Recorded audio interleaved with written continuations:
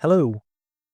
Now, when it comes to considering the impact of the tariffs that Trump launched on Liberation Day, we luckily have many similar examples from history that we can explore.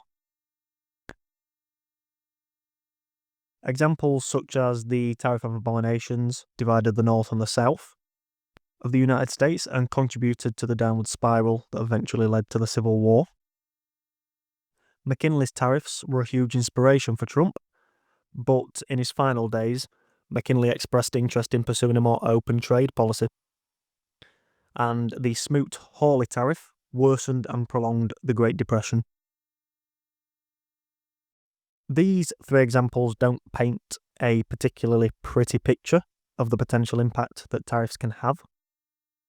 Hence, I decided that today it was prudent to explore why tariffs keep coming back throughout history, and despite their troubled past, do they ever actually work and achieve their intended goals? For anybody who has listened to the first few episodes in this mini-series on tariffs, you will likely get the impression that I'm quite sceptical about their potential success. And to me, this is confirming that the Liberation Day tariffs from April 2nd will not return after the 90-day pause, which ends on the 4th of July. But it's still a scenario that could occur, and so I believe it's important to study these past periods of tariffs and whether similar effects from history could be seen if these Liberation Day tariffs do return. So I'll start with the Tariff of Abominations. Back in 1828, the northern states in America were experiencing a manufacturing boom, and they wanted to protect themselves from cheap British imports. On the flip side, the southern states were heavily reliant on imports and cotton exports, and hence they opposed any potential tariffs, thus giving these tariffs the name the Tariff of Abominations. This was so named by the southern states. The overarching goal here was to protect US manufacturing by taxing foreign goods via tariffs, but President Adams feared that these tariffs would undermine him politically, especially in the South.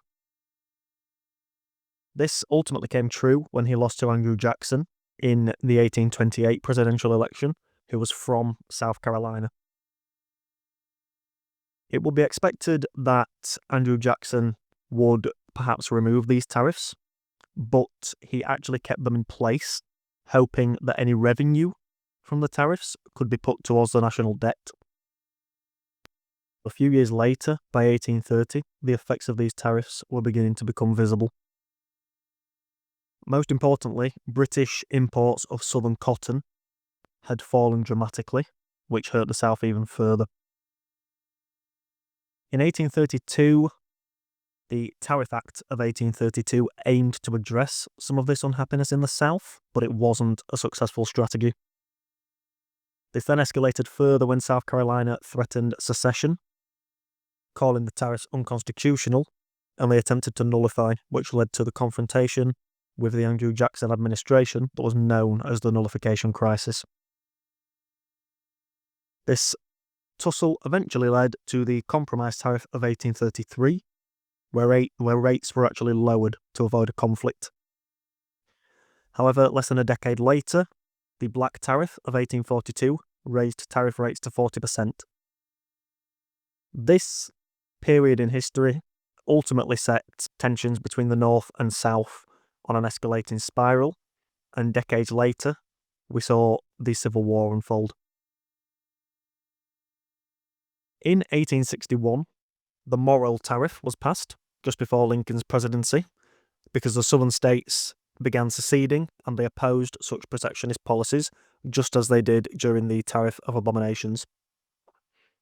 The aim here was to raise revenue for the federal government and to protect industrialization in the North, just as was the aim of the Tariff of Abominations, but this ultimately helped finance the Union war effort during the Civil War, and it further deepened economic divides between the North and the South. Now, after this period where tariffs were quite a big narrative in American politics, we didn't see them again until McKinley's tariffs in the 1890s. Now, the United States was experiencing an industrial boom during this period, and to protect US manufacturing and promote job growth, a 50% tariff was placed on many imports, including sugar, wool, and tin plate. On this occasion, higher prices on imports led to goods inflation, which ultimately contributed to the Republicans losing in the 1890 midterms and their eventual loss of the presidency in 1892. The Wilson-Gorman tariff in 1894 reversed some of these hikes. Now, if we flash forward quickly to the present day, one of Trump's biggest inspirations is McKinley. He has stated that the tariff policy of 1890 that McKinley implemented made the United States a lot of money. But this period of McKinley's tariff saw quite large technological advancements. The availability of electricity grew rapidly, as did telecommunications and railroads. To add further to this, immigration also increased at this time, ensuring that labour was cheaper. When I think about today, I think, does the United States possess any of these similar advantages when it comes to Trump's tariffs? Trump is actively opposing immigration and is heavily promoting deporting immigrants. So, in my eyes, the United States today doesn't possess any of these unique advantages that it did back then, except perhaps for in the sector of AI. Interestingly, just before his death, McKinley had recognised that the United States had a large manufacturing surplus, and so he wanted to send this extra capacity to the rest of the world. He laid this out in a speech in September 1901, but he was shot the day after and unfortunately died. So we will never know how this would have panned out, but regardless of McKinley's pivot, Trump continues to describe him as the tariff king. This is largely because it suits Trump's narrative. Now, if we flash forward a few more decades, we come to the time of the Smoot-Hawley tariff. The Great Depression had seen rising unemployment and farm prices were collapsing. The Smoot-Hawley tariffs aimed to protect these farmers from imports from abroad, and so tariffs were placed on over 20,000 imported goods. This raised average duty rates from 38% to almost 60%. A key difference from previous tariff occurrences is that this time over 25 countries retaliated, including Canada, France, and Britain. This also had a massive impact on global trade. Between 1929 and 1934, global trade fell by 60%. This eventually led to the 1934 Reciprocal Trade Agreements Act, but this wasn't before the Great Depression was deepened and prolonged as an effect of the Smoot-Hawley tariff. Now, in 1971, we saw President Nixon end the Bretton Woods system as he removed the peg between the US dollar and gold. A temporary 10% import surcharge on most goods was enforced as US gold reserves fell and the trade deficit widened. But addressing gold reserves or the trade deficit wasn't the overall aim here. The overall aim was to force other countries to revalue their currencies higher, since if the dollar was cheaper against these other currencies in a floating exchange rate system, this would make US exports cheaper.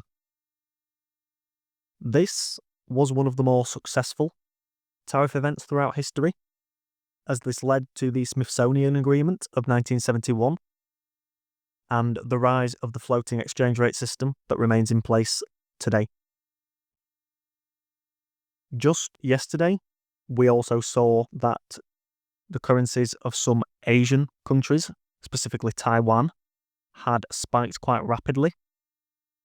This was on the news that a similar currency agreement could be formulated between the United States and some Asian countries. Another one of Trump's inspirations from history when it comes to tariffs was Ronald Reagan. In the 1980s, the US trade deficit was soaring, and sectors in US manufacturing, specifically steel and autos, were in decline. At the same time, one of the worries of the United States was that Japan was rising as an economic powerhouse, and so the United States wanted to curb Japan's dominance, especially in electronics and autos. In response to this, voluntary export restraints and limited car exports from Japan occurred, and a 45% tariff was placed on large Japanese motorcycles in an effort to aid Harley-Davidson. Interestingly, in the present day, during trade negotiations between India and the Trump administration, the Indians offered to ease tariffs on Harley-Davidsons as a potential incentive for the Americans to formulate some kind of trade deal. The aim was to encourage Japan to build in the United States, and this is a policy that Trump is attempting to replicate today. The free market philosophy typically associated with the United States at this time led to large criticism of Reagan's tariff, but in the long term, it led to more managed trade and the utilization of bilateral trade agreements. Now, the story surrounding declining US steel manufacturing doesn't stop there. In 2002, the US steel industry was once again in decline, and the industry needed restructuring. During Bush's administration, the industry was lobbying for protection as global overcapacity was rising and imports were becoming cheaper. As a result, tariffs between 8% and 30% were implemented, but the World Trade Organization ruled against them, calling these tariffs illegal. The EU and other nations also threatened retaliation, and so Bush lifted the tariffs in 2003. Although some steel jobs were saved in the short term, in the long term, this led to higher costs emerging. The final tariff event of the past that I want to touch on is the story from Trump's first term. In his first term, Trump was concerned over trade imbalances, the Chinese theft of US intellectual property, and manufacturing decline.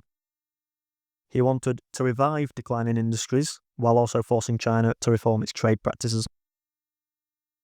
He did this through implementing Section 232 tariffs, which involved a 25% tariff on steel imports and a 10% tariff on aluminium imports. Both of these have been re-implemented during Trump's second term. We also saw Section 301 tariffs in Trump's first term that involved 4 rounds of tariffs on over $360 billion in Chinese imports. After this, tariffs on washing machines and solar panels were also implemented. As we know, because it was such a large narrative at the time, this led to China responding and the start of the US-China trade war. China specifically hit soybeans, pork, and other goods with retaliatory tariffs. This escalating trade war was especially damaging to US farmers and consumers. In an effort to de-escalate, China promised to buy more US goods, but they ultimately didn't meet the targets that were set. As for the effect in reducing the trade deficit, there was very little effect. Now, I'd like you to keep all these historical examples in mind, because Next episode, I'm going to dive into the overarching threads that were consistent among these tariff occurrences. For example, on what occasions did we see inflation rise? Has the aim of addressing the trade deficit via tariffs ever actually been successful, even for a short period? And finally, has anybody ever actually achieved their overarching goal with their tariff policy? This is what I'll dive into on Thursday, so keep an eye out for that episode being released. For now, I've been Dylan. I'll talk to you next time.